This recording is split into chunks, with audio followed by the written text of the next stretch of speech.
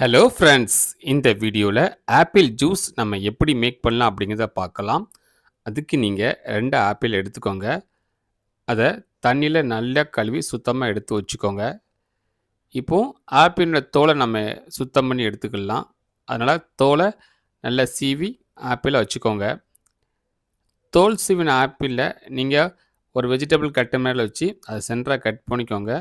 இப்போது ஆப்பிளின் மேல் பகுதியை அதையும் கட் பண்ணிக்கோங்க. காம்பு கீழ் பகுதியில் உள்ளதையும் நினச்சோம்னா கட் பண்ணிக்கோங்க. சென்டரில் பார்த்தீங்கன்னா விதைகள் இருக்கும். ஸோ அந்த விதைகளையுமே நம்ம கட் பண்ணி எடுத்துடலாம். இப்போ பார்த்தீங்க அப்படின்னா ஆப்பிள் நல்லா க்ளீனாக இப்போ நம்ம ஆப்பிளை குட்டி குட்டியாக அழகாக கட் பண்ணி எடுத்துக்கலாம். ஏன்னா நம்ம இந்த ஆப்பிளை கிரைண்ட் பண்ண போகிறோம். ஸோ உங்களுக்கு என்ன ஷேப்பில் தேவையோ அந்த ஷேப்புக்கு நீங்கள் கட் பண்ணி எடுத்துக்கோங்க. ஸோ கட் பண்ண ஆப்பிளை ஒரு மிக்சர் ஜாரில் நீங்கள் ஆட் பண்ணிக்கோங்க.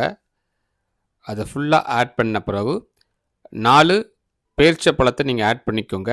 அந்த பேரிச்சம்பழத்தில் உள்ள கொட்டைகளை நீங்கள் எடுத்துட்டு நீங்கள் பேரிச்சம்பழத்தை மட்டும் நீங்கள் ஆட் பண்ணிக்கோங்க.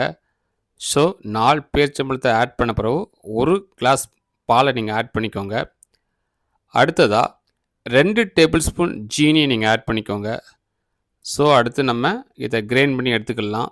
இப்போ பார்த்தீங்கன்னா ஆப்பிள் ஜூஸ் நமக்கு ரெடி ஆகிட்டு இதை நம்ம ஒரு கண்ணாடி கிளாஸில் ஊற்றி டேஸ்ட் பண்ணி பார்க்கலாம். அதுக்கு முன்னாடி நீங்கள் அதில் பார்த்தீங்க அப்படின்னா 4 உலர் திராட்சையை சேர்த்துக்கோங்க. இப்போ நீங்கள் டேஸ்ட் பண்ணி பாருங்கள்.